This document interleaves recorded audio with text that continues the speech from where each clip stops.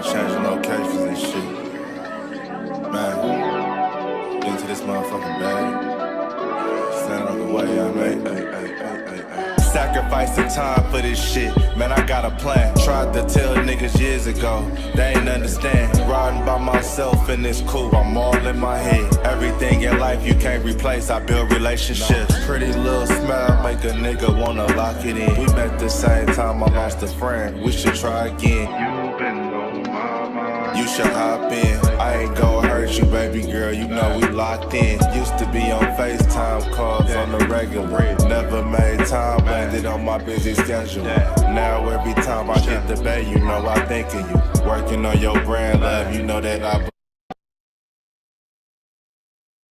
Henny the Moore reporting live from the liquor store, man. And when all three of us come together, man, it's Cowboys Uncut. Scottis. West Coast Cowboy in the middle, the Kanye West of this content stuff. And I'm a day one type of girl. Ain't nothing wishy-washy over here. I don't jump around, stick to one side. Yeah, the silver, the blue, we got them in their feelings. That star on the field, come pay the D a visit. They say it's hatred, is it? I call it hate and simping. Cause if we wasn't that hating, they wouldn't be in our business. Listen, West Coast say the water tastes better. The fan base go harder, and all the ladies get wetter. Yeah, that's how it is when you straight reppin' for Dallas. We get it in the trap, and landlord tell us what's happening. No explanations in no shape, form, or fashion. When Henny drop the stats, ain't nothing else to be asking. Them numbers don't lie, that's why your argument dry. And we still got them rings, you got your eyes on our prize. Whether an eagle, a giant, or a commando, you in the parking lot crying, we in the Lambo. We stay in our bag, we run it up in the draft. You still talking about the 90s, so who's stuck in the past? Get off me, and I'ma need you 6 feet back. And we ain't hearing nothing till your team beat that. And we ain't scared of running. So only one team over here is Cowboys, the leaders. Yeah, this you got is the poet. Big up West Coast Cowboy, HTM Sports, and Landlord from Alabama. Y'all check them boys out, man. Don't play around with the Cowboys content. Yeah, and you know it's DC, yeah, DC4L. All day, every day. My dear Aunt Sally, we is at the P right now. We gotta go to free agency, then we gotta go to draft, then we can talk about training camp.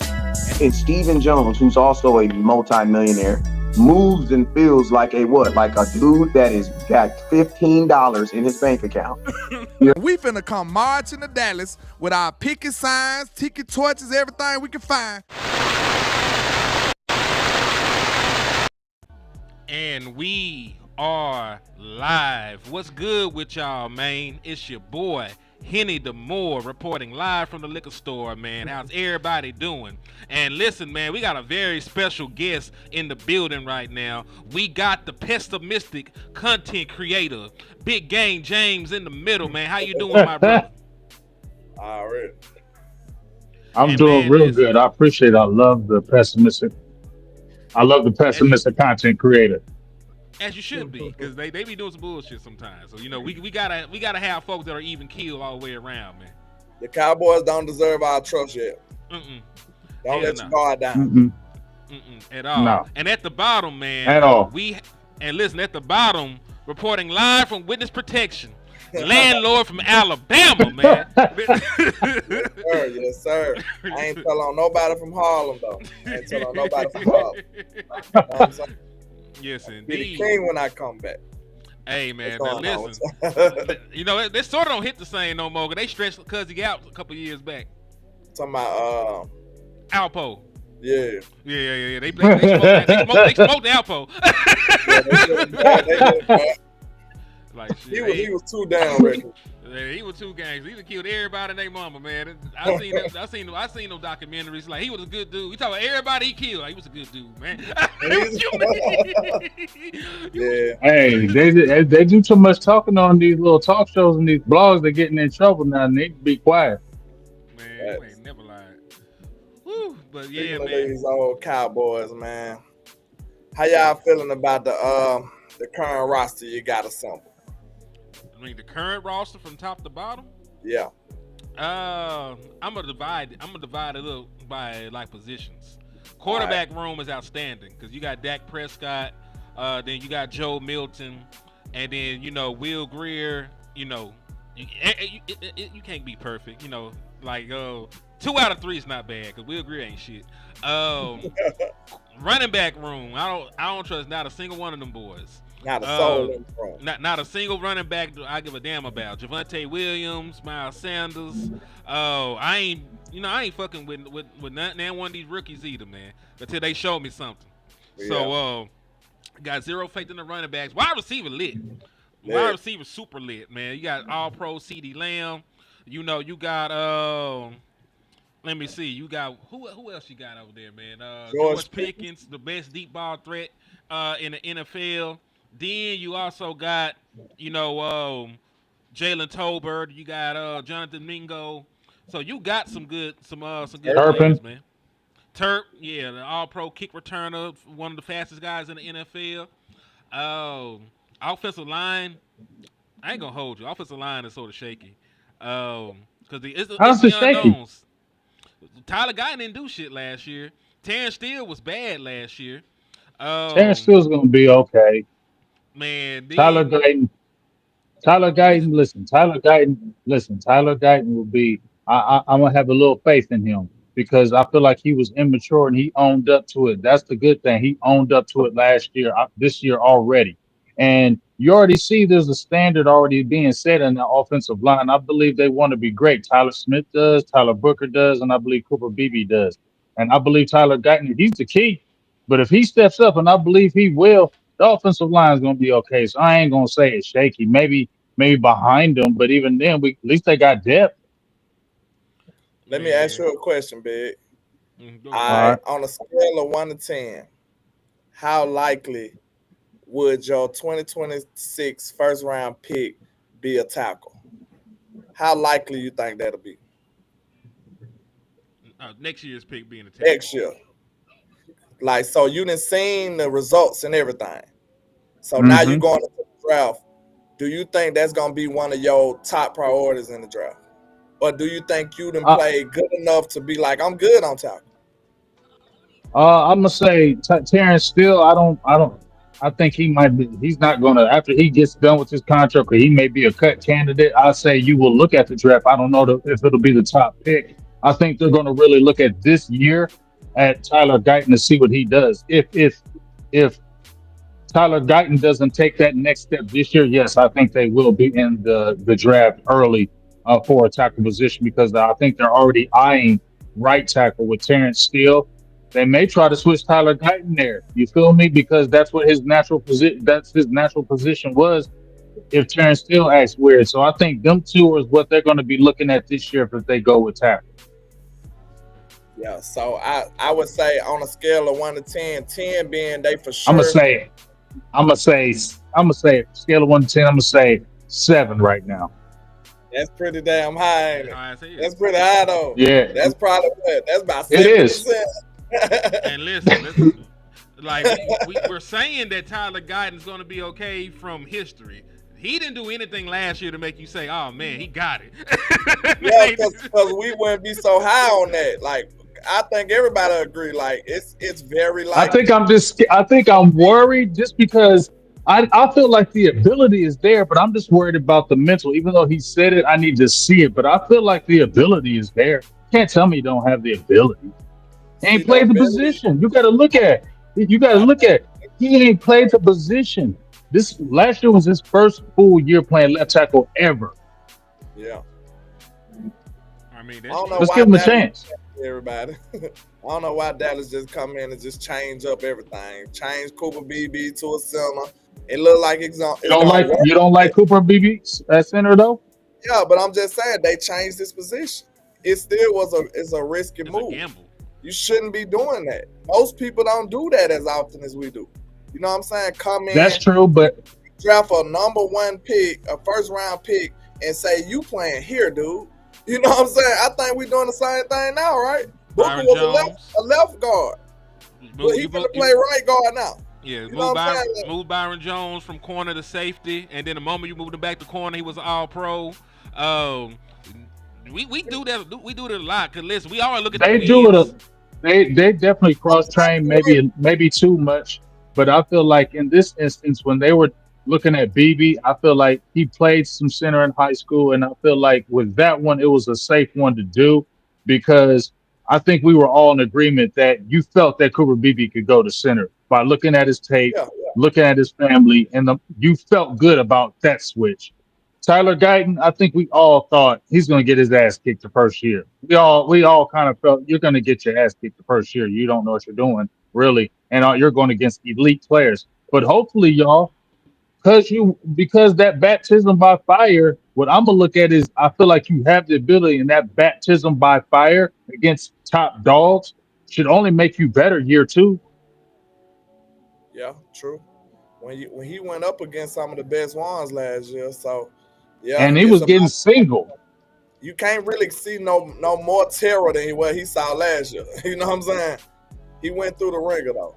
But yeah, I think the fact that it's that high, we don't have a whole lot of confidence in them guys. You know what I'm saying? We just I don't don't. have. Maybe it's Terrence Steele. I just feel like Terrence. The line is good. Terrence Steele will be okay, but I feel like Terrence Steele had his chance. We thought he was going to take that next step. He did well his first. When he got the contract, but it's just kind of like he's an undrafted guy. Terrence Steele. It's like we seeing those warts of why you was undrafted. You know what I'm saying? It's Yeah, like we're seeing the warts of undrafted. You feel what I that's mean? what got me so concerned. Like, cause I'm like, if both You of don't them like a boys, Sim Richards? I do. I like Austin. He should get some reps. You know what I'm saying? But we don't see him much. So, and then like that go back to what we were saying. Shout out to Boss. I think they put out a good case for Shotty theme of his whole coaching. You know what I'm saying? Culture is competition and being competitive. So when you take that into consideration, you look at it and say, hey, Shotty is putting up a defense mechanism against the politics of the Joneses. I think that's a great way to sell that. You know what I'm saying? Because if Shotty say everything is about competition, certain stuff you just can't get away with. You know what I'm saying? It's like certain stuff, it's going to be like, if Brevin Span Ford is just hooping way better than Schoon and Fur, it's going to be evident. It's going to be obvious. So if your whole moniker is competition, it's no way you could just sit up and let that happen.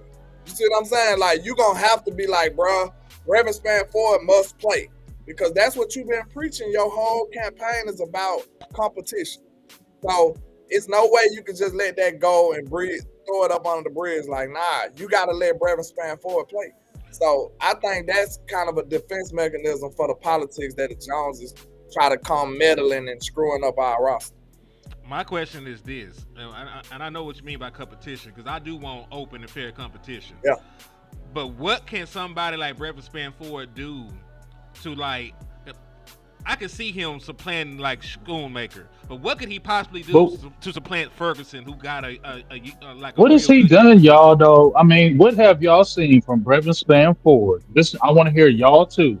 What has he done? And because I think it's been somebody said it out there on Twitter. Now it's running a wave. I watched him last year. Maybe he did something totally different this year. I watched him last year. He looked like just a big dude. Yeah, he caught some passes, but he looked like a big blocker. Now all of a sudden he's head and shoulders above everybody. No, I'm sorry, y'all. I need to Yeah, see I that in want some to see training it too. camp. I'm not believing that right now. All we can go off of is the reports right now. So I'm with you. We have no evidence of this, but we just been hearing all these glowing reviews from everybody. So we gotta. Man, I think I don't trust their word, but I guess we could say from the reports, it looked like he's trending up. You see what I'm saying? Like, I think we can all agree to that conclusion. But how much up he going, who the hell knows? Because we ain't seen nothing. So the yeah, guy that I would love, the guy what I would love to see, but they keep getting hurt was John Stevens Jr. That's the one that he was the one because to me he was the athletic one. Reverend Span Ford was not that athletic guy, but that John Stevens Jr. is because he was a former receiver. His injuries. Hopefully he can stay healthy, but I know they're not counting on that. Because he's probably the odd man out. But I want to see if oh, he he can, definitely is. come back and be healthy, dog. Because we need an element of that. I feel like Ferguson is still going to be the guy because he's in a contract year. They're going to want to see. I don't. I remember. I think you were in the feed land where I said I don't think he's going to another deal anyway. I think this is the big in the end for him anyway. So I mean, maybe that's the reason why Fan Four is getting talked about more because I feel like this is the end for Ferguson. That's what I think is happening in the streets. That might be a good way to look at it too. What you think, Hen? I think that well, one for our boy John Stevens Jr. I think his time is up because whenever you draft or bring somebody else in with a similar skill set in Dallas, the writing is on the wall. And that's what they did when they brought the boy in from Auburn. They do the same damn thing. Converted he wide got a receiver. shot. Yeah, Yep. converted wide receiver. Fairweather or something like that. Yeah, Fairweather. Converted wide receiver, inline tight end, pass catching specialist. You just gonna try to teach him the other tight end stuff. So John Stevens Jr. is a very interesting prospect, but like you said, he's had season-ending injuries the last 2 years. If I can get somebody, what they say, your best ability is your availability. It's yeah. just So can't get around. with that being said, I really see a scenario where he don't even make the team. As for Brevin Span Ford, and this is before we even had the reports. I was hearing from Boss, because the boy been working out with Boss partner. And he was telling me behind the scenes stuff about him getting stronger, him having that work ethic, him putting on the muscle and working on his speed, all this different stuff. And then, we back though like a week or two later heard about him doing the stuff at training camp, OTAs. So and it's been consistent. Like almost every other day, they talking glowingly about him. You know what I'm saying? So it's one of them situations. Is everybody lying? You know what I'm saying? More than likely not, but it's possible. We got to see it materialize on the field though. Yes, indeed. Yeah. And that's why I was saying, that's why I was asking you about the competition standpoint. Because like I said, I could see a scenario where he can jump Schoonmaker. But I just don't know how much are you putting into like OTAs and preseasons when Jake Ferguson was a Pro Bowl tight end in real game activity. I can understand putting Brevin Span Ford on the field, but what could he possibly do in before live game action to jump over like Ferg? We just talk about open competition because I think that I don't think he's jumping Ferg, dog. He's not going to jump Ferg. I'm not saying that he is. I'm just saying, what if is it even possible? Yeah, like is it even possible? It's not possible in my opinion, not this year, but I feel like he could jump maybe a Schoonmaker. I feel like he could possibly take a Schoonmaker spot. And I feel like those preseason games is where he can take them. If he turns up and like is really just like catching everything in preseason games and just y'all can tell when them guys in preseason when they kind of really show up and you're like, okay, he kind of ready to take that next step. You'll see it. So I think that's what we're really going to see it because Schoonmaker ain't really. I don't know if he's really going how much he's really going to play in the preseason unless, like we said, it's the spirit of competition. They put his butt out there and they say, well, we don't care if you was a second round pick. You was with McCarthy. Now you got to prove yourself. I just thought about it. Shotty actually literally said that word exactly. That's why we talking about him. That's why it's noteworthy now. Shotty said Reverend has took the lead. Ain't that the player he was talking about? He didn't say, you know what I'm saying, like, okay, if and when or all of that. He said no. He corrected them and said Reverend has took that next step. He said them words verbatim. So that's what got us buzzing. Like what? Like he really like that now? We finna find out though. Mm-hmm. Yeah, definitely. So let me ask. I want to ask y'all a question since we talking about players, possibly bubble. You got any guys that might going into this year? Because some stuff has been talked about players, possibly already being on the bubble, coming into camp. Any players like, let's say on the offensive side, do you think that may have been could have been a lock or they got picked up or already by bubble guys or maybe a surprise bubble guy on the offense being cut? I don't think it's a surprise, but Miles Sanders probably. I don't even think that's a surprise. Like Miles Sanders might probably gonna end up being the odd man out when it comes to the running back room. He's like, what was that boy we brought in the other year that didn't make the team? I'm Royce Freeman. Royce Freeman. So he's probably gonna be this year's Royce Freeman. So I don't think there's any surprise. Defensively, I say Donovan Wilson is on a roster bubble. because he's somebody you just paid Marquise Bell. He's on an And you expiring played contract. Wanye too a little bit, didn't it? Yeah, he's on an expiring contract. You can save money by cutting him. So I think it's Donovan Wilson on the defensive side of the ball for damn sure, and Miles Sanders offensively.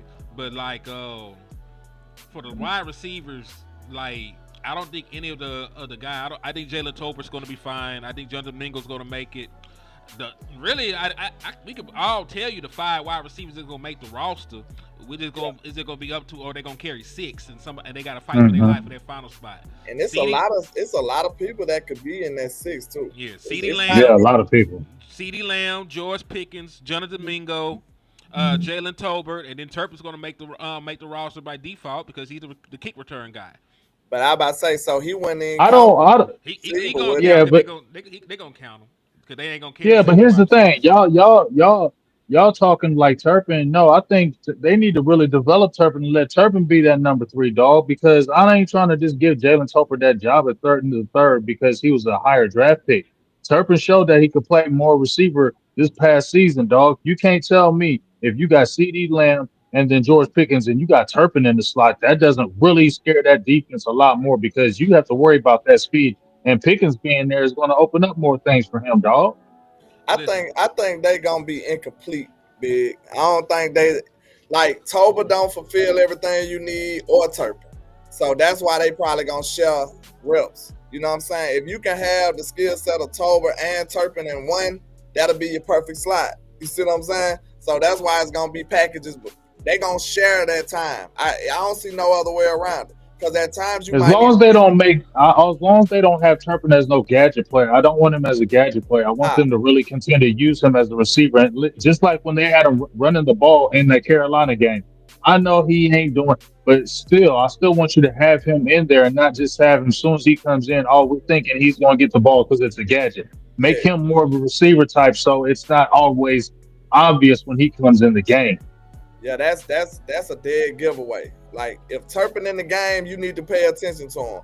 So like the better offensive coordinators, they'll peep that and use that as a distraction. So you know what I'm saying? We'll see if Shotty got that type of sauce, if he on that type of time to the point where he can manipulate that thought process. Because I'll be thinking the same thing. Turpin only get in the game when he getting the ball. It's nothing else. So you gotta watch 9. Now I got you watching 9. I make him run a clear route, bring somebody else underneath. He wide open. So we'll see if Shotty really got that type of sauce and flavor like I've been hearing he's supposed to have. We'll find out. Speaking of Shotty, so, man, I want to bring up to y'all because this is going to be Brian Schottenheimer's first year calling plays, correct? Yep. At least in Dallas. Yeah, in Dallas. All right, these are the defenses that we play this year by opponent. The Eagles were the number 1 scoring defense last year. The Chargers were the number 2 scoring defense. The Broncos were number 3. Vikings were number 4. Packers were number 5. Chiefs were number 6. So because you played the Eagles twice, 7 of your 17 games are going to come against top 6 scoring defenses from the previous years. That's not counting the Lions that were number 11, and that's not even counting the Bears and the Cardinals that were all in the top half of scoring defenses. So I said all this to say this, man. Like, if Brian Schottenheimer's offense is putting up numbers, they're productive, it's not a fluke. You're gonna play some real deal good defenses this year around, and if they struggle, it's gonna tell you a lot about the scheme and about how Brian Schottenheimer is utilizing folks, because you should technically have the firepower to put up points, but are you is gonna be the question. Yeah, and then the way I look at it with Shotty offense, like the first year you got an advantage. Nobody has tape on you yet, so once they figure that out, they're gonna have to try to figure out your tendencies and stuff. So the first year you should cook if you got it together and everything, ready to go. Like if everybody know the plays and all of that good stuff. You should cook because you're unpredictable. You don't have no tendencies. But let's see how he do this year, against these good defenses.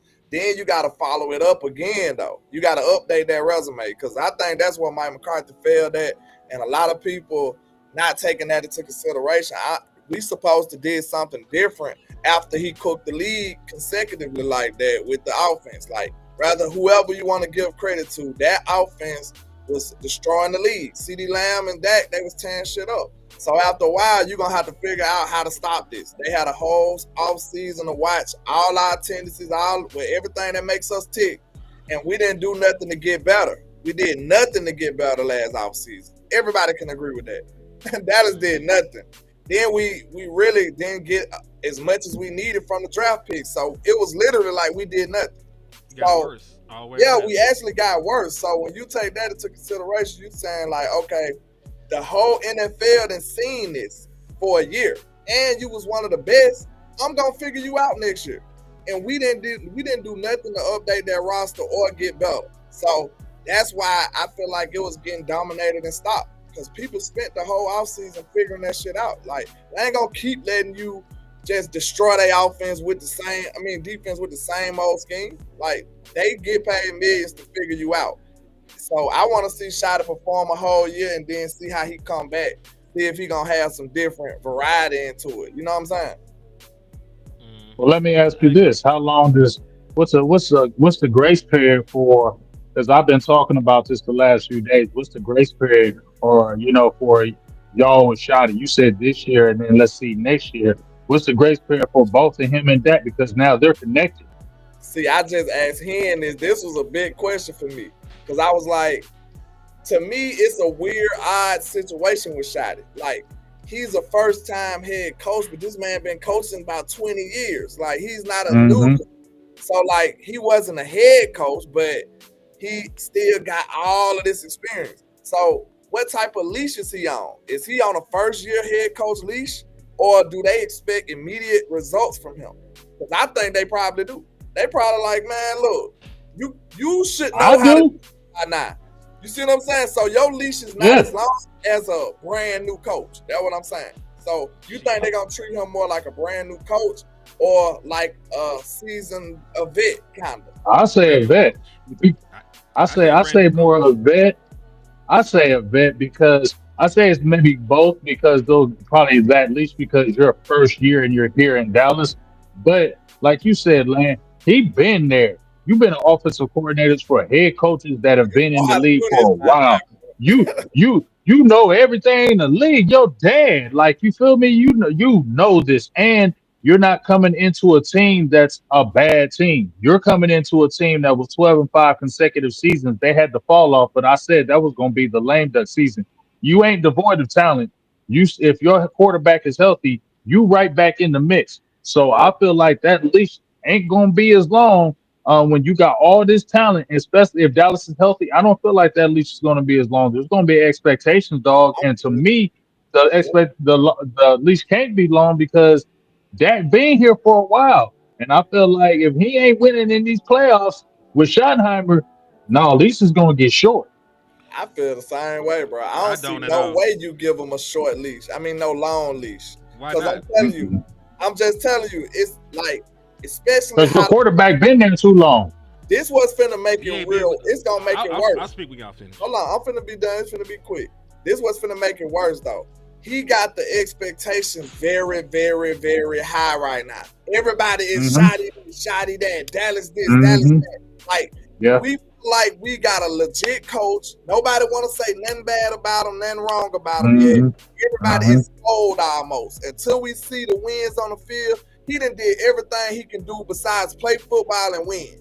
That ain't on him. That's fine. He did everything else. He got everybody bought in. So just imagine he got all this. He done hit all the boxes, checked all the boxes, and then he come out and have a lackluster ass season. We win 6 games. Everybody healthy. You know, the offense is in shambles and all of this. Do you think he gonna be able to survive more than that year or another year? They might give him another shot. After that, he might be out of here. Real talk. Yeah, he will. It's gonna be it's 2 years because I said it's 2 years with Dak. In my opinion, this is a 2-year marriage with these two. If he don't hit the ground running his first year, they'll be like, okay, well, let's see. But if it's gonna have to be fire the second year. You feel me? It would have to be fire. He can't come out no stumbling, nothing. That's why this first year is critical. Just like you said, Lan, Everybody's believing Shotty. It's kumbaya. Everything good. The land of milk and honey right now. You feel me? And if that mother sucker don't come in and get victories, ooh, wait. It's gonna be some Yeah. smoke in the city. I'm So telling you. listen, Look, It's bro. gonna be crazy here. They gonna fall so hard if this shit don't work here. So go ahead. Go yeah, ahead. because last time I checked, everybody believed in Mike McCarthy year 1 too. Like we would have. Hold on, No. A hold, lot of hell people. no, Uh, hold on, because y'all done spoke. I'm gonna speak. All right, y'all, they were in love with Mike McCarthy. It was the year after we got rid of Jason Garrett. Everybody was in love with Mike McCarthy. They were talking about him being in the shed, looking over everything, breaking down the analytics. He was new and improved. He was on the press run. He had spent the night with Jerry Jones and them. Like they were in love with Mike McCarthy year 1. Y'all gotta rewind. I know that shit went sour. Go back to when he got hired and what the expectations was about him being a quarterback guru. He a Super Bowl winning head coach. There was high expectations. Mike McCarthy first year too. And guess what? Even though Dak Prescott got hurt, it didn't look good the first year around either. And it really wasn't Mike McCarthy's fault because we were giving up damn near 40 points a game on the other side of the ball. It was COVID, bro. Yeah. Like, he just had a bad hand. On the other side of the ball, they were giving up damn near 40 points. And, you know, when we talk about, hey, what's your expectation? He's been in the league a long time. Bill Belichick was a coach for over 20 years before he became a head coach. And then he failed in Cleveland and then had to go get another job with New England. So it's not like he's an outlier. It's not like this ain't happened before. There are plenty of coaches that coach over 2 decades in the National Football League before they get their first shot at being a head coach. And listen, even then, a lot of times they first stop or they first year don't go the way you want it to. So listen, if this was like a special thing and he was the only guy coming in with all this year of experience being a head coach, I would be right with you. But there's numerous of coaches that spend 2 decades or more in the NFL before they get their first shot. So I'm still treating him like everybody else. There's nothing special. But he been with the program too, though. He been with the team since 22 as well. It ain't like he just coming up. Hold on, he been with the team, but he ain't even called no plays here. He ain't called. He no was plays. helping call. He was, but I'm saying he was still helping and manipulating things. I'm telling you, dog. They got an expectation for him. It's an expectation. Listen, it ain't no 7. It ain't no. You don't become the head coach. It ain't no 7. It ain't no 7-8 wins. I bet you they expect playoffs. I bet you they expect playoffs. It's going to depend on the other side of the ball too. You just had one of the worst defenses in the National Football League. If that ain't fixed and he's putting up 30 points, why you that defense got better though. That defense got better when they got healthy.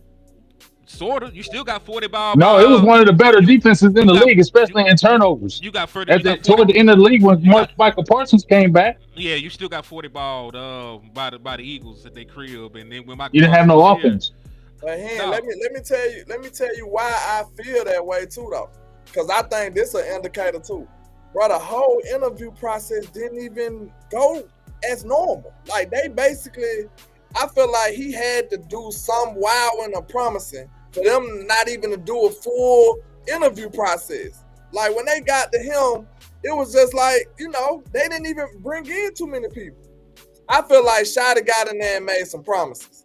Like, I promise you I can do this. He had to sell them or swindle them because what gave him priority over any other candidate? You see what I'm saying? They wouldn't even taking no other one seriously, though.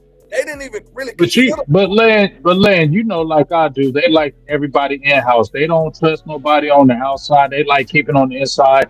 The only reason why they went with McCarthy is because he won a Super Bowl and he used to kick their ass. That's the only reason why they went with him. You feel me? After they left him, that's it. And you know what I'm saying? Now they wanted somebody who they can grow like they did Jason Garrett. But like Garrett, he came in and he ain't even had no head. I mean, he wasn't even a coordinator. He was a quarterback's coach. And he came in as a coordinator, then head coach, dog. And he came right in. You feel me? And that was their golden boy. But he didn't have no experience like Schottenheimer did. Schottenheimer got way more experience than Garrett did coming as the head coach. So don't think he's gonna. For real. No, he been with teams. But that's the norm. He been with good teams. But it's the norm. Like I understand what you're saying. He's been in the league a long time, but that's just like when Dan Quinn came in. Didn't you think there was an expectation for him? What, for the defense? Yeah. Yeah, because he a Super Bowl winning coordinator, but it's different being a He ain't a Super coordinator Bowl and a head winner. coach. As a coordinator, he was. He with the Seahawks. Yeah. Okay. Yeah, you got me on that.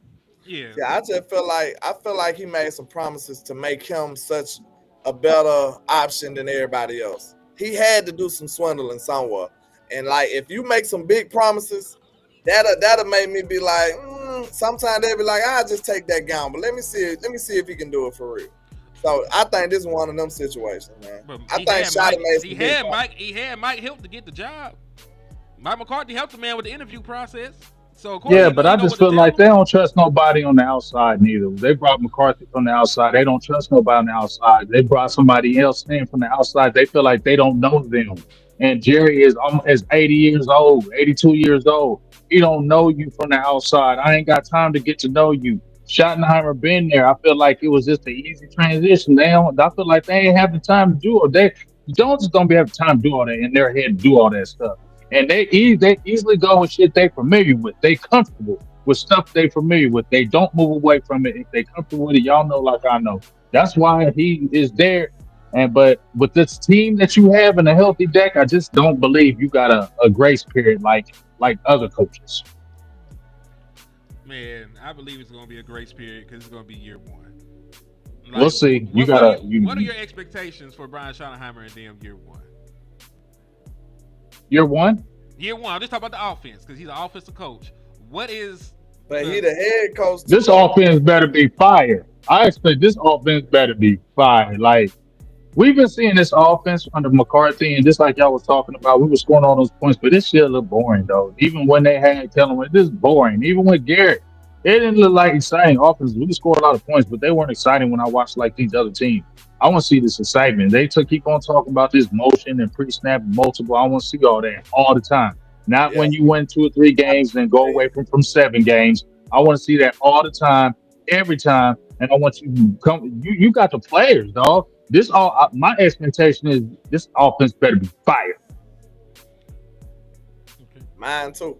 I expect this to be one of the best, one of the most, dominating pass games for sure. Like in the passing game, we shouldn't have no type of hiccups. Like I feel like we done had George Pickens for the whole process of the offseason. Hey, this should hit the ground running. I don't even want to see too much hiccups until we, you know what I'm saying? Once we get it right, it should be one of the best. And I expect to have one of the best offenses in the league.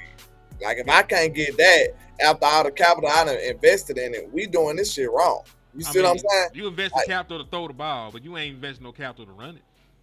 You just paid for your first round pick as an O lineman. Dog, I'm talking about your running backs. Like I don't give a damn what you invested in that process. You invested in the run game and in the passing game with a lineman, and you invested with a wide receiver. I don't count a guard as investing in the run game. I need an actual nigga to run the ball. Is investing in the run game. I mean, so you was on the Nick Chubb thing. No, I wasn't. They told me he gonna make the run game better. Who was on you on? I was trying to get Caleb Johnson when he was there in the 3rd round. I wanted an actual 3-down running back, not somebody that's been beat to shit. I'm gonna tell you right now, Henny. I think Jaden Blue's gonna surprise you. I'm not jumping out there and saying he's gonna do all these crazy things, but that speed is going to really, that speed that he has. I talked to my guy Emery Hunt from CBS Sports, and I really trust him. And I watch a lot, and I really trust what he says. And he said that Jaden Blue is really going to surprise y'all in the way that he's going to be able to get up on these linebackers and be able to put that fear in these linebackers and these other players. It's going to open up things. I'm telling you, he stayed healthy. The biggest thing for him, don't fumble that damn ball. He got to stay on the field. Don't fumble that ball. But I'm telling you, that speed, I know he does, but if he can correct it, I'm telling you, just watch what I say. You're going to see his speed. It's going to be electric for this offense. Just watch. Watch what I tell you. I've seen this speed. We seen something. I know you've seen it, but I'm saying you ain't seen it with Dallas, though. Man. I think the thing about Blue is, I'm almost certain that I'm going to get some explosive plays. You know what I'm saying? I'm gonna get a 50, 60-yard run from him. I'm gonna get a 40, 50-yard touchdown pass. I mean, a reception from him. Yeah. I can see all that happening. I'm sure he gonna have some sparks in this season. He gonna have some highlight moments. I'm almost sure of that. my concerns come from the other end. Like, can you be a consistent 5-yard gainer? Can you do that? You know what I'm saying? Or can you be the guy that's gonna move the pile? Is you gonna be the guy that's doing some of the other stuff I need for my running back? Are you gonna be good in pass protection? Like, it's all the other stuff that make me question like how effective he gonna really be. Because if I can't use you in them situations, that's gonna be even more time you won't be on the field. You know what I'm saying? If I can't use you, it's like, okay, now instead, like we don't want Turpin to be this gadget guy, but Blue gonna be perfectly that. Like he gonna only get in the game when they doing stuff for him if he can't do these other things that I'm talking about. You see what I'm saying? He gonna just be a spot work dude. So that's what bothers me because I look at him from what I seen in Texas. Like I can't speak for nobody else. I'm speaking for what I saw. He's more like a boom or bust dude. You see what I'm saying? Like it's either he getting 2 yards or no yard or 50. Like it ain't no in between. So that's something I seen from him. And you think if you pair that with spot work, I don't know how confident I am in that. Because he might not even be able to get a rhythm. You see what I'm saying? You just putting him in at one time. All right, you got one play and you getting the ball. Like you don't get no rhythm like that. And then the next time you touch the ball is in the third quarter. You see what I'm saying? Like if he gotta be, to me, if he's a boom or bust dude and you pair that with spot work, I don't know how effective he gonna be. So I gotta see him in that, you know what I'm saying, doing the other things instead of just the explosive stuff. I agree with you on that. I agree. Yeah, Because listen, like I like Brad Schottenheimer's offensive scheme, at least from what I saw. Because even then, I looked at the reports. They like, hey, only like 30% of what they were doing in Seattle what Schottenheimer wanted to do. Like he still had to delegate a lot of the offensive stuff to what Pete Carroll liked. He had even when he was calling plays. Even when he was calling plays, like That's he crazy. did not get an opportunity to implement everything he wanted to do. Right, yeah. Because he said, like, listen, they already had Russell Wilson. He had a whole lot of things that he liked doing and did well, so he kept that and he fine-tuned about 30%. You know what I'm saying? That's one thing I liked about what Mike McCarthy said, though. He like, you install it, you call it. I feel like that should be for anybody. You know what I'm saying? For all offensive coordinator positions. If you installing the plays, you should be the one calling the plays. See what I'm saying? Mm-hmm. I feel you with that, man. I feel you with that. Y'all something though. We got this defense, right? I wanted to ask y'all about Eberflus. Particularly, we were talking about guys who need to maybe take that next step. Do you believe? Because I don't believe it. I think he's a key, but Mozzie, I just don't believe it. Mozzie Smith. We were talking about that Perion Winfrey. What do you think is going to happen right there with that? Nothing. He might make the team as a rotational player. Eberflus has been on record saying that the 3 tech is the engine to make his defense go. That's what he said himself. I'm not even being hyperbolic. Those are his words. But even when he relied heavily on a 5-ass 3 tech, because remember he had DeForest Buckner over there with the Colts, he still had Grover Stewart, who was one of the better run-stopping 1 techs in the National Football League. So I don't know if Mozzie is that. I feel like the Dallas Cowboys, if you're going to bring in somebody like Perion Winfrey, who has sort of a checkered history, you should at least win and got Isaiah Buggs if you're going to get somebody from the UFL. Go get a 335-pound 1 tech that got playoff experience and has over 50 starts in the actual NFL. That's, I would have took that over getting Perion Winfrey. And I would hyperbolic. It's not 50 starts. It's 50 games and 25 starts. But point is, he done played a lot of football in the NFL.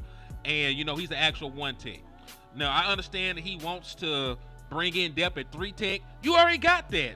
Osa Odighizuwa is one of the better 3 techs in the National Football League. That's why you paid him. You brought in a former first-round pick in the board from the Jets. He's just a year removed from a 5-sack, high-pressure season.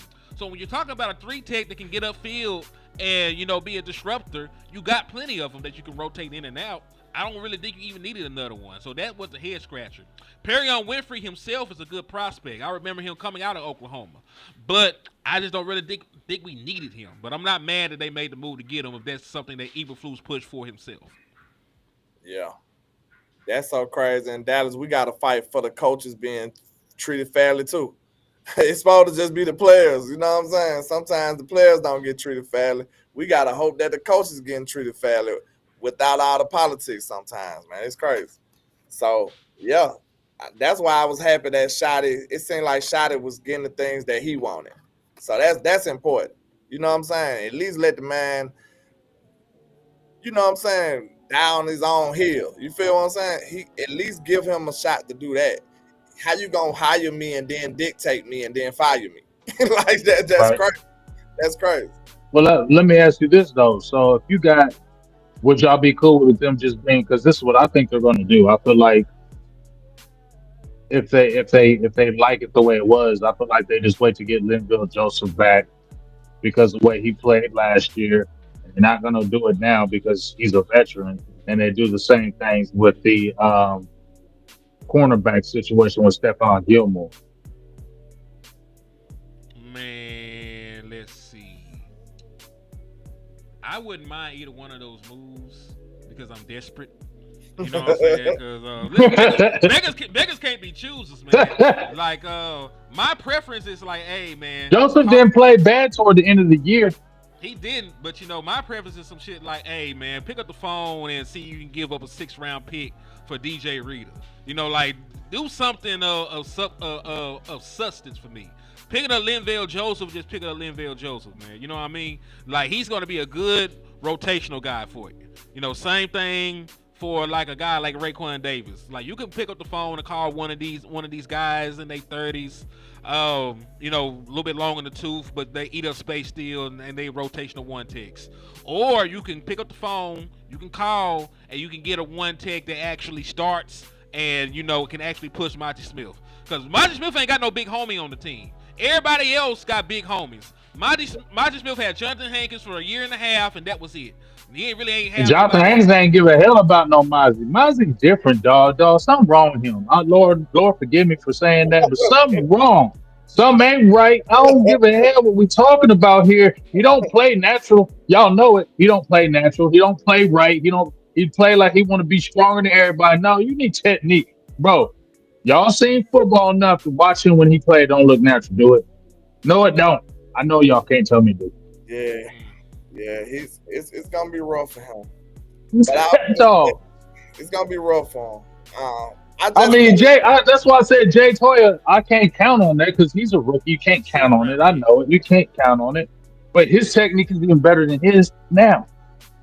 Yeah, and it's about that time when defensive tackles start to really show up and show, you know what I'm saying, their worth in the 3rd, 4th year. So his clock ticking, man. He got to play. Like, we have no choice but to pray that Mozzie is awesome this year. And like, I don't even know ain't listening. He need to be okay. Like, he need to be awesome. And like, I was just about to say, yes, he needs to be awesome. Yeah, this is a good caveat to what I was finna say. Well, a good transition. I was finna say, okay, everybody knows every team, has some kind of flaw. And like, you gonna have to. There's no way you can just have this foolproof team on every single aspect. Like, certain stuff you're gonna have to be risky about. You know what I'm saying? You might have to have a young guy here and he gonna have to perform well for everything to go right. Like, you're gonna have to take these gambles and risks because every team has a flaw. It just depends on how good you can match that flaw. So with the flaws that we do know the Dallas Cowboys got, do y'all think can y'all see a scenario where we actually are being prepared to like a deep playoff push or a championship run? Like, it's certain things that'll have to go right, of course. But the flaws, do you think it's possible? Like, you see Mozzie go crazy, like somebody we just talked about. Mozzie Smith, he just ball out and we like, wow, he finally did it.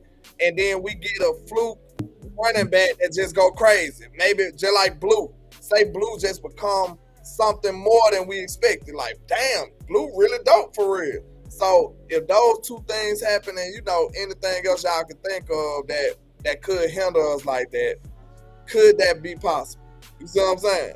Because it ain't that many players in this team. I'll let B go first. I don't think it's possible with Mozzie, but anything is possible in the world of God.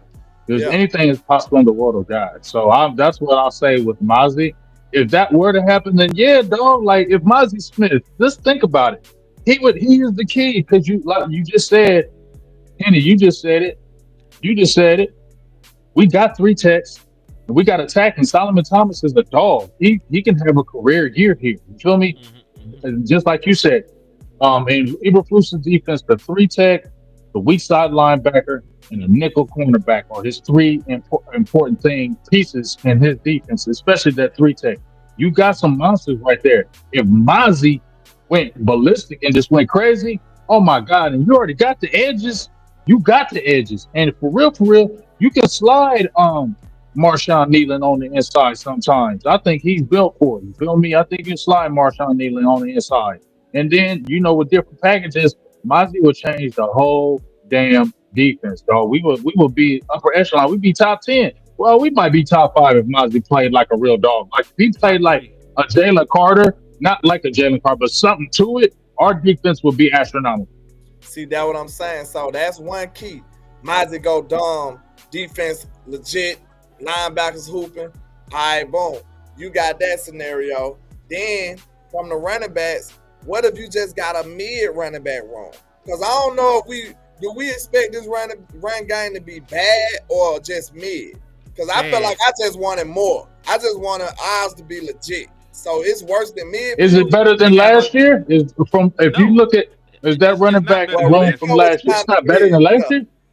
Hell Rico no. was kind of mid. Oh my God. Yeah. Rico was mid. Rico was kind of mid. Rico was mid, but at the same time, Rico was very mid.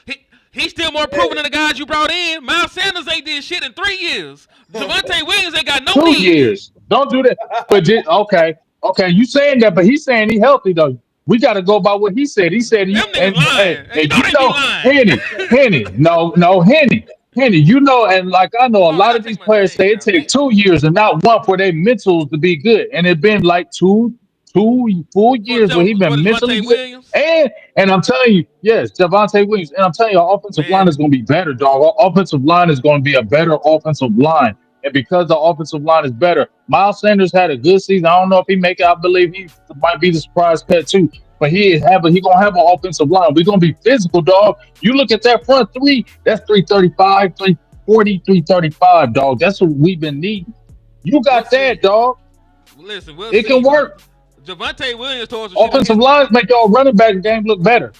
Hey, big Javonte Williams tore some shit in his knee. I ain't know we had. That man tore some stuff called he tore some stuff called it sounded like a play. It sounded like a football play what he tore. It's a bilateral corner. I'm like, what?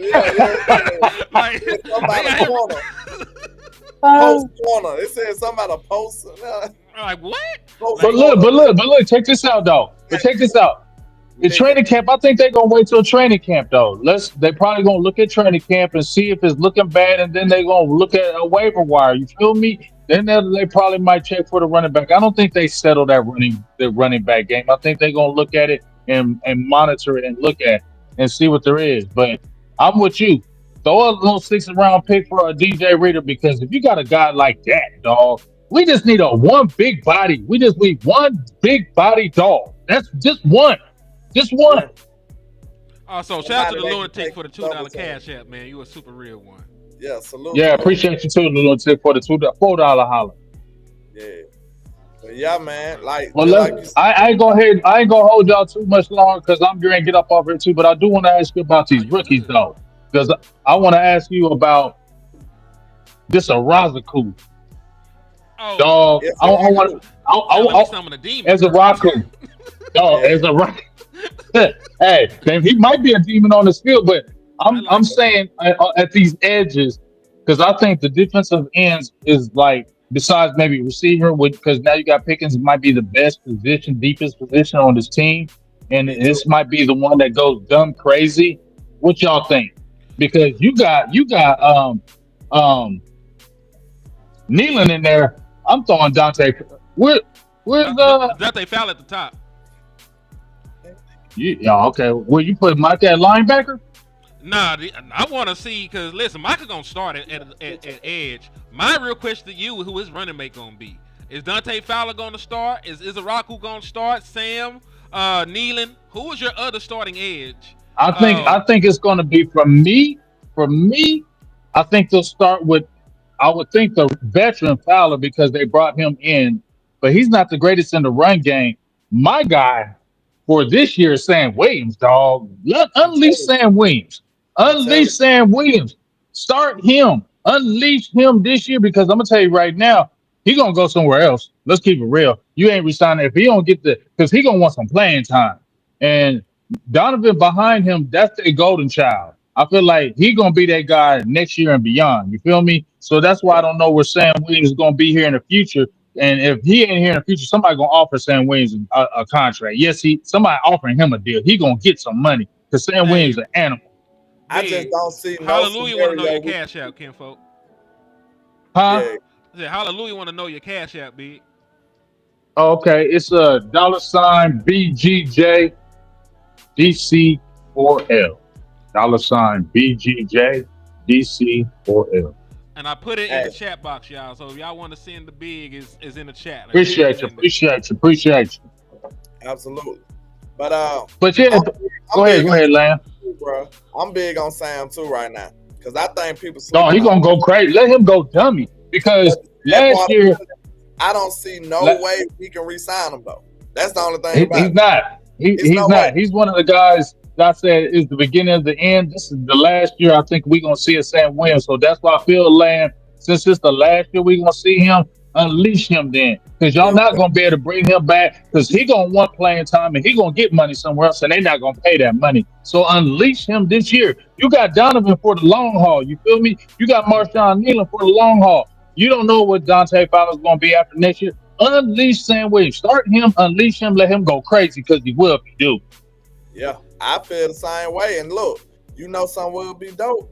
If you know you ain't gonna sign Sam, how about we feature him, let his value go up, and trade his ass instead of letting Dog, I'm with all that. it be dope for real? Cause I don't see a scenario You gonna get something for Sam. Sam Williams. Ain't no way. Cause think about it. They're not keeping him. If he play bad, you gonna get it. You gonna send him packing. If he play too good, you gonna be like, is this 1 year fluke?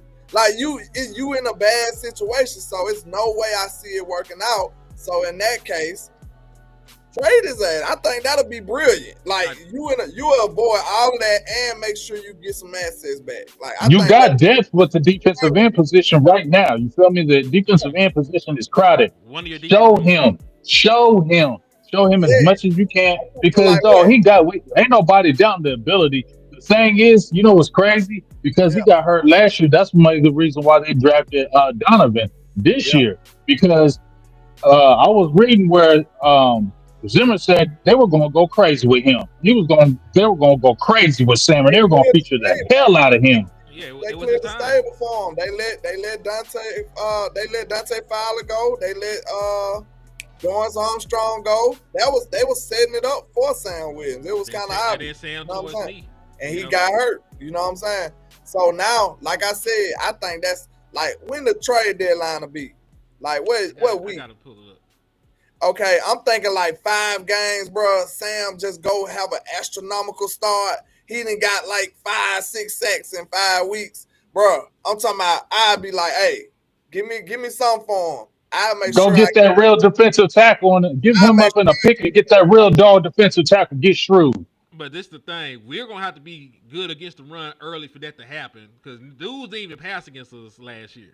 That's why Micah's numbers weren't amazing the first part of the season. They just ran us off the field. Facts. Yeah. You know what I'm pissed off though? I'm gonna say this about Dallas. I was pissed off with San Francisco. That's why I hate them suckers. I hate them suckers because they knew damn well we wanted Alfred Collins, dog. They knew we wanted Alfred Collins. Alfred Collins was our guy. I said he was going to get picked in the 3rd round. I kept saying they're going to pick him in the 3rd round. They're going to pick him in the 3rd round. Dog, because he was a 6'6", 335. You gonna tell me he wouldn't have been? Now I would have been expecting some stuff from rookie stuff from him, dog, because I think he's gonna be good. And he would have been damn pushing Mozzie up out the way. He'd been pushing Mozzie ass out the way. We would have been playing with him early. Cause yeah, listen, I believe there's a shout out to Hallelujah for the Cash App as well. He a real one, man. Yeah, shout out to you. I just got the Cash App too. Shout out for the holla. Appreciate you, Miss Holly. But I think that's the issue though. The kind of expectations that we should have for somebody like Alfred Collins, a lot of our fans are putting on guys like Jay. Because Jay, listen, a 7th round pick, if you're successful, you make the roster. I don't expect anything from a 7th round pick. A top 100 pick, I can see you doing something. You know what I'm saying? A top 100 pick, we can talk about that. There is no conversation to be had about no damn 7th round pick.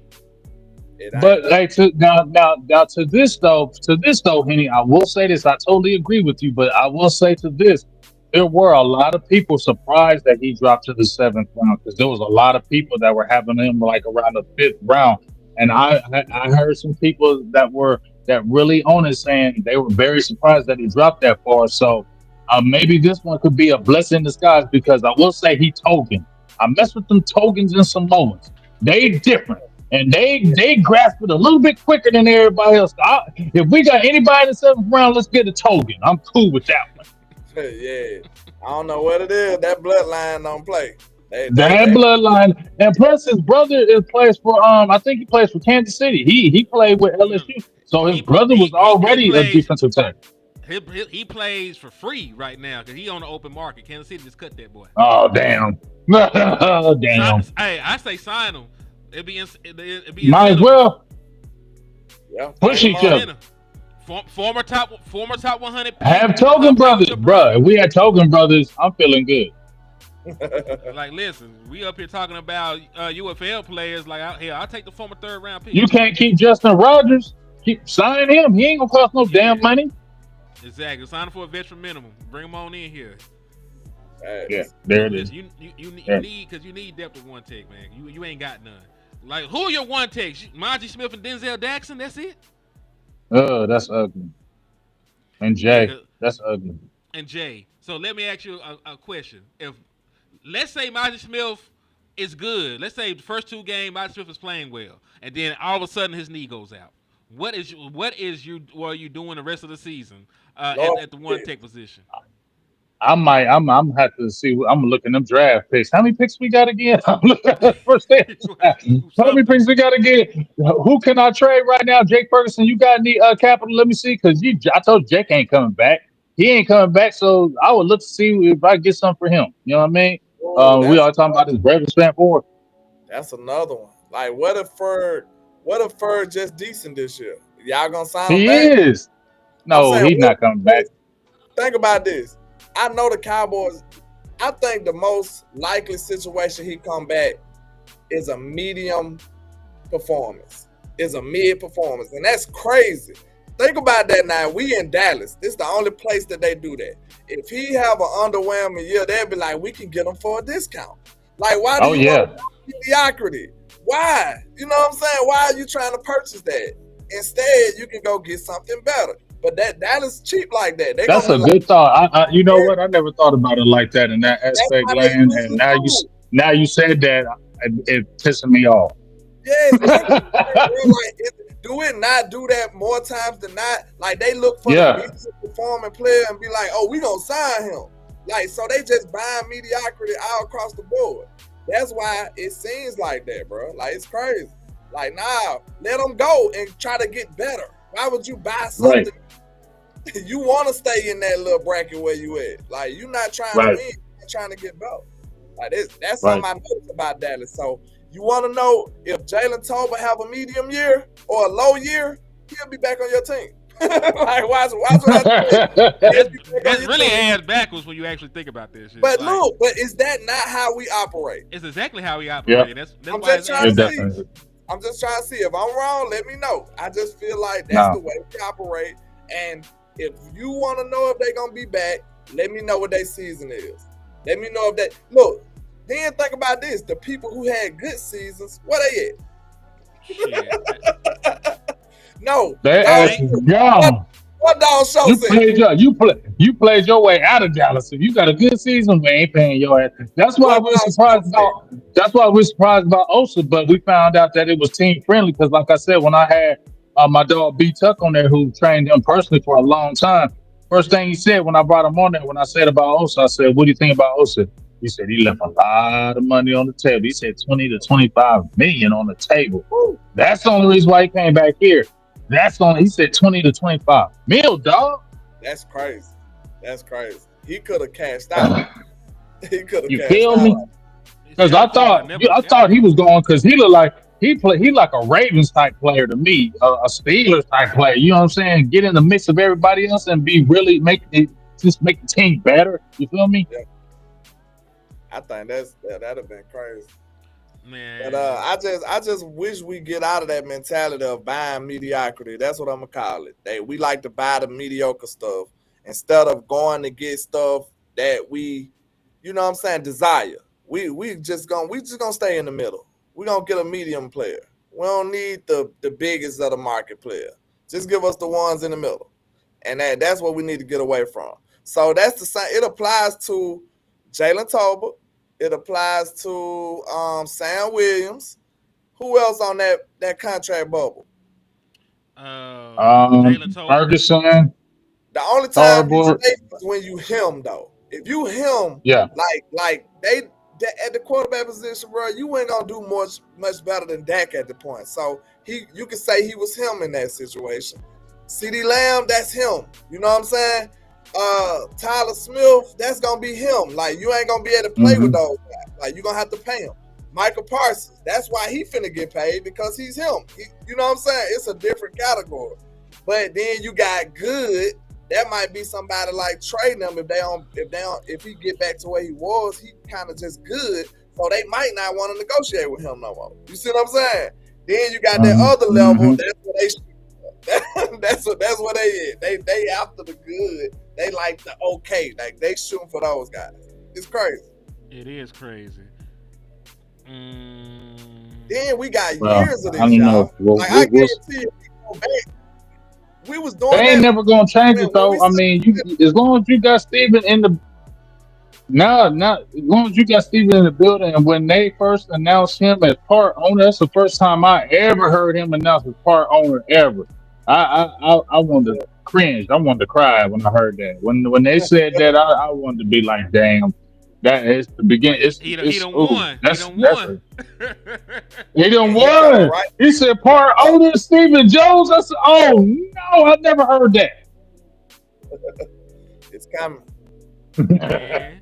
Speaking of paying folks, man, we paying to Ron Bland or what? He another guy. I out 5 interceptions and trading his ass. He started out if he got 5 interceptions by week 6. Shit. Hold on, now. You trading him. Hey, if they pay him like that, if they get that team friendly deal on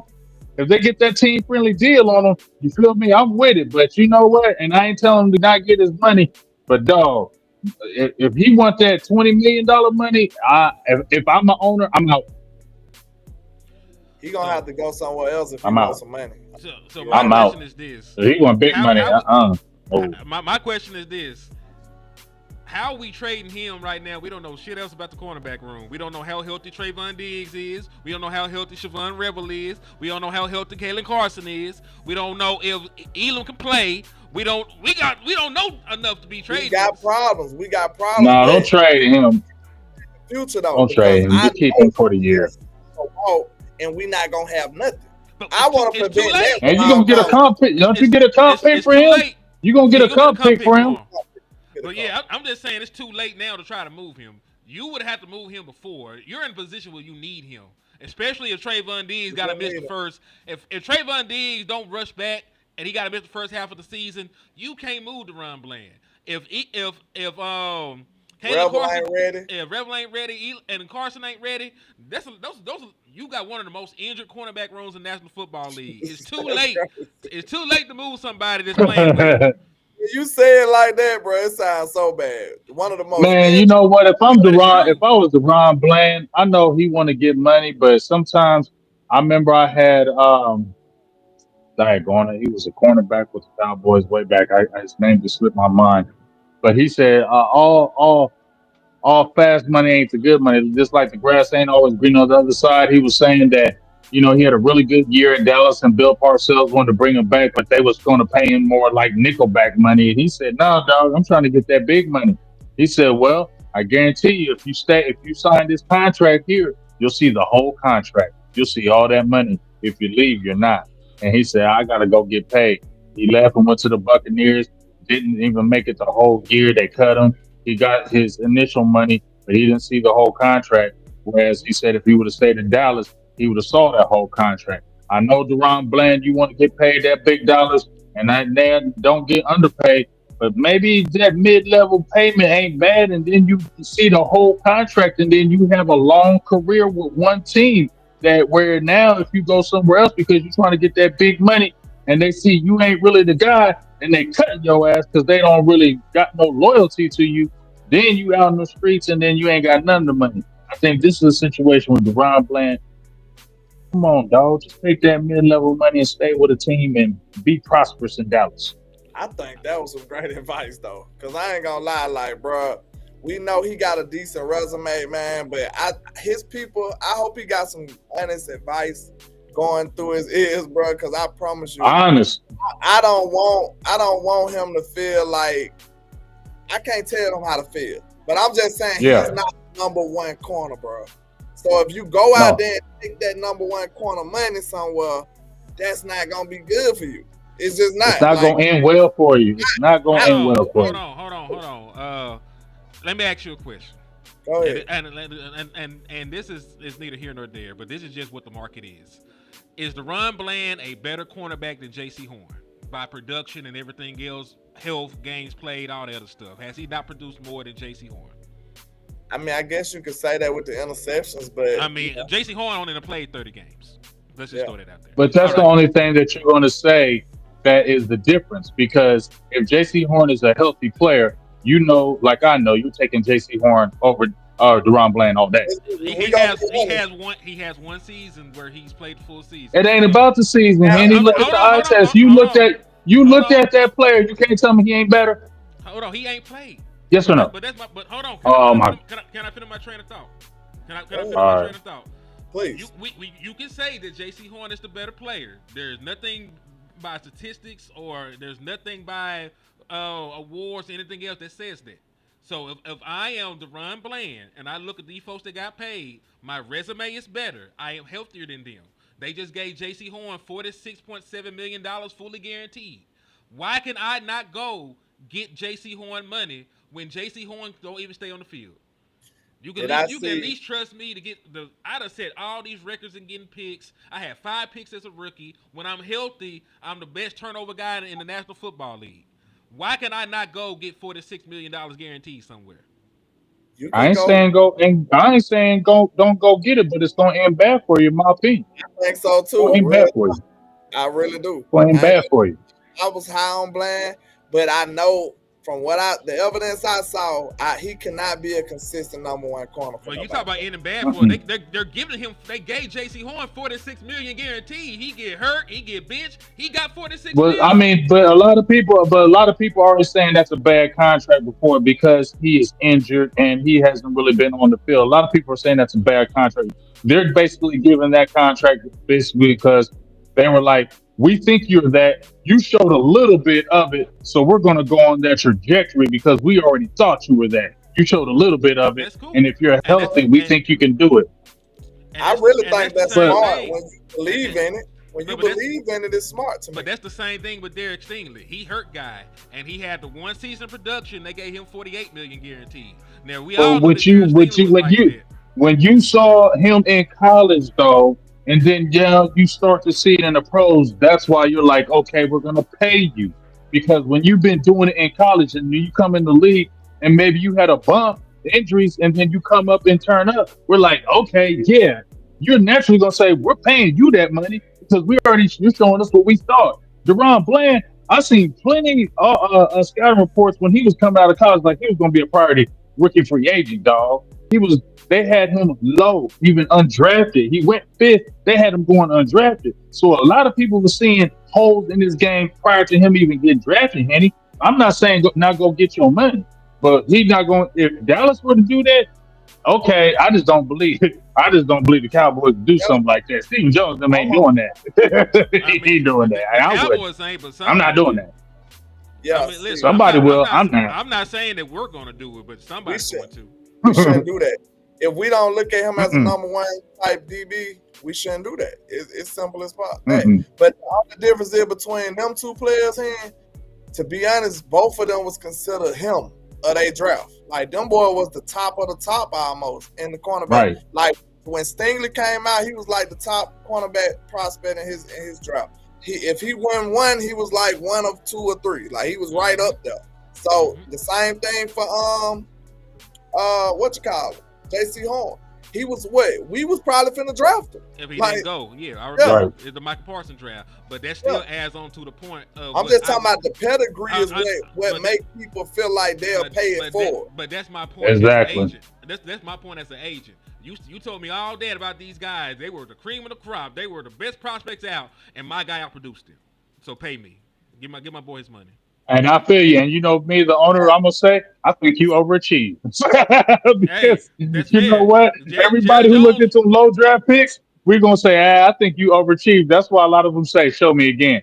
You did it 1 year, show me again. That's the reason why Dallas ain't paying them. And they said, okay, we ain't paying you early because you set a historic record, but you was drafted low.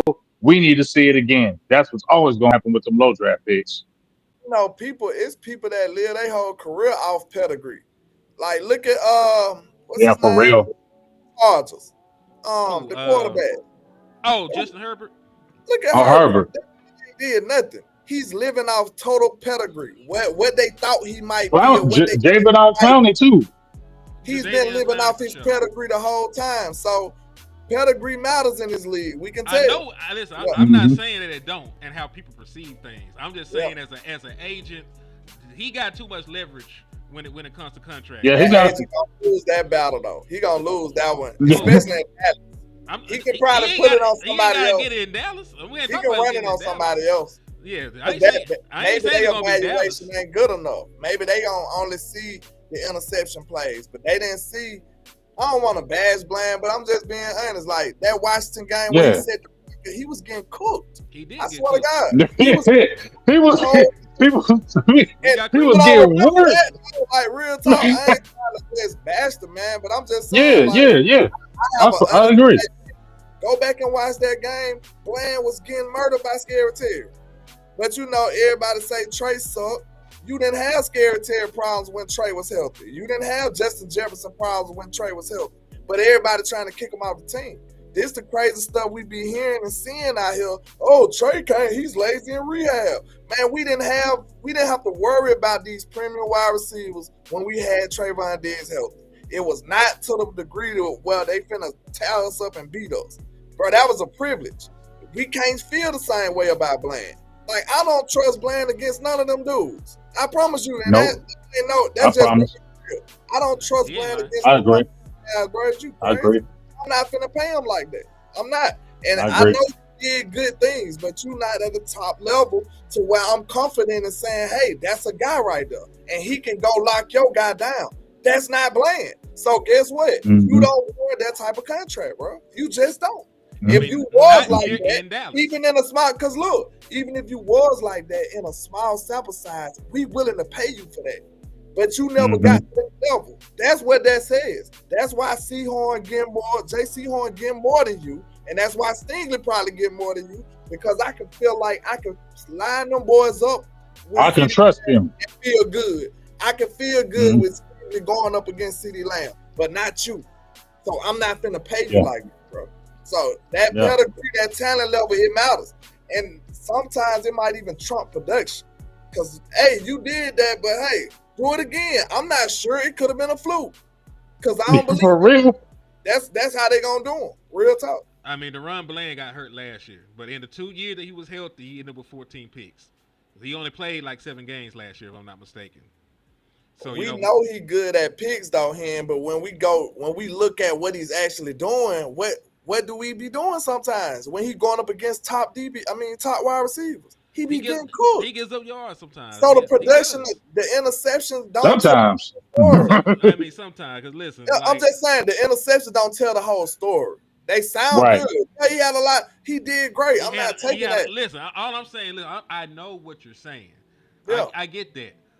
But, like, scoring points is a premium in the league. He scores touchdowns off those interceptions. You know what I'm saying? So, like, you can still market that. Let me see this year. That's all I got to say is. I mean, I'm not saying to pay. I'm not saying for us to pay. I'm just saying we talk about him trying to take less money in Dallas. Somebody's going to pay DaRon Bland. It ain't got to be us, but somebody's going to pay DaRon Bland. Right. We seen. But like all I was saying, sometimes it might be smarter where you take less money, because I know this is a money league, whereas you might take less money, but you see the whole contract through. That's the main thing I was saying. Because if you go to a different team, you get overpaid. They not going to show you the love because the expectation is going to be off the wall for you now. You feel what I'm saying? And they don't love you. And you go over there and do bad your first year, they cutting your ass. You feel me? They getting rid of you. Now you ain't seeing that money because them contracts ain't guaranteed. A lot of them contracts ain't guaranteed. So now you just out. So that's all I'm saying is, DaRon Bland, don't get your money, but be smart about this one. Maybe you might stay with Dallas and have a longer career and get multiple contracts and end up seeing more money you see somewhere else. It just depends on the guaranteed money. Byron Murphy got 34.7 fully guaranteed. Marlon Humphrey got 39.9. AJ Terrell got 42.3. Jalen Johnson got 43.8. L'Jarius Sneed got 44. Marshawn Lattimore got 44.3 fully guaranteed. And a lot of them guys, too, are high draft picks. He was 5th rounder. Okay. Yeah. Some of them are. Paulson Adebo got 34.7. Carlton Davis got 34.5. Like, if you get paid as a corner, you're going to get some decent guaranteed money. I don't think that's a fear for the new market. That goes back to the reason I said trade them, because we're not going to agree on this. Your production is out. Your production represents a player that I don't think you are. Almost like that. Like you said, you perform way better than we thought. Probably better than you shouldn't have. But I'm not finna pay you at that level because I don't believe you would continue to play that level. I mean, and that is fine for Dallas. I'm just saying he's going to get paid. Lesser corners have gotten paid. That's why I said trade him. Because we finna let him walk out the door. I mean, that's the only reason I said that. If Trayvon Diggs had a need, I would say that. You know, if Siobhan Rebel had a need, I would say that. If Kalen Carson had a shoulder, I would say that. But we I done told you, we got pieces of corners right now. We ain't got no full corner yet. We gotta put them out together. We gotta combine them like Ultron, dog. We gotta build the corner out of the league. That's crazy. I mean, honestly, to keep it real, I would rather. This is why I would be smart, because I just feel like they got to figure that out. This relationship they got to figure out with Diggs, because it just went sour. Like, it just went sour, and it just feels like it's to the point of no return now, where now he's possibly could get cut next year. You feel me? And really, his contract is a team-friendly deal. It's not an astronomical contract that's going to hurt people. That's why I said, Bland, if you be smart, and if this Rebel kid stays healthy, you got elite corners, right? I don't give a hell anybody saying. I know y'all can agree with me. When we seen Rebel, if he's healthy, he's going to be nice. I'm going to go ahead and go with that trajectory that he's going to be nice, okay? We seen what Diz can do. Those are two ball-hawking corners. And then if you had a Bland in the nickel, that's why I said, Bland, don't be tripping. You be in that nickel and lift, bro, that's right there, and all y'all will be young. See, man, y'all really could keep this. Y'all really could keep this rocking. That's why you got to win this year. Yeah. That's it. That's why you got to win this year, because you cannot guarantee folks being here when it comes to contracts. There's no guarantee that George Pickett's going to be here. I know that we want him to be here, but if he balls and he wants to get paid like a top wide receiver, the Dallas Cowboys are penny pinchers. Man, you just hurt my heart, bro. I know that we same thing go for him too. It go for everybody. Everybody's on a 1-year deal. that we like, there's no guarantee they'll be here next year. The best way George Pickens gets re-signed is for him to have a mid-year. That's crazy. Yeah, that's crazy. And look, the way you can tell that it's a fact is you put it to both extremes. Like if you make it extreme, like let's say if George Pickens go out here and put up 1,700 yards, just for say, we're not finna pay him that much money, bro. It's not happening. Hell no, because he gonna want big dollars. Right? So now you look at it the other extreme. If he's super sorry, of course you're not gonna pay him. If he put up 300 yards, now you're not gonna pay him. But let that nigga put up 600 yards, 700 yards, you know what I'm saying? Up in the middle, we can work with that. That's how the Cowboys look, bro. So if he's just bad, I don't see a scenario where he comes back. I would love to see him come back, but I don't see even a scenario where he comes back because he's just, and especially if he's on his best behavior, that's the big thing. If he's on his best behavior, he's really gonna get paid because that's what everybody's holding against him is his behavior. You can see the damn talent. You feel me? So I just feel like they gotta win something with him this year. It's crazy, man. I hate I think like that, but that's the characteristics I see from this team. It is. That's how they operate. He can't do good and he can't do too bad. So if he in the middle, they gonna sign him. He like that porridge. He like that porridge out there for real. Not too hot, not too cold, just in the middle. That's the way we like it over here in Dallas. Mid. But man, I'm about to get up out of here, man. Me too. I'm gonna say Law wanted to come in real quick, y'all. Y'all had time. Law and get up out of here. I got to go because I was already looking at the hour limit because I got to go. I got to go to a party. Set up a show with our fours or something. Then we can do that. Yeah, I mean, I can do it whenever. We can just jump back in each other's inbox and make it pop again. Facts. Hey, we'll just tap in with Law too and set it up. The people probably enjoy that, man. So we'll set it up or something like that. So shout out to Law Nation. All right. Shout out to my dog Law. I appreciate my dog Henny. I appreciate you, landlord. It's a good talk today. Hope we have many more. Already, that's a bet, y'all. Appreciate y'all. And listen, man, fuck the Eagles. It's all smoke week 1. Running backs, man, y'all better prove me wrong. I don't think y'all worth a damn right now. What else, man? Mozzie Smith, man, you fat bitch. You better get in there, stop the run. Listen. If he like that, he'll do that, man. But that's God bless him. He ain't fat. But go ahead. Who, Mozzie? Mozzie ain't fat for real. Man, and I don't want him. I don't want him then. Need some more weight on him. Listen, he ain't got titties. I don't want him to be on my one tech, man. I need a dude with titties, a beer belly, and a beard. Man. You know what I'm saying? That's how I know you can stop the run. Take the mic from this man. Nah, man. Tell you like this. Hey man, it's Saturday, man. I'm finna get off of here, man. God bless America. Already, man. Salute. Peace.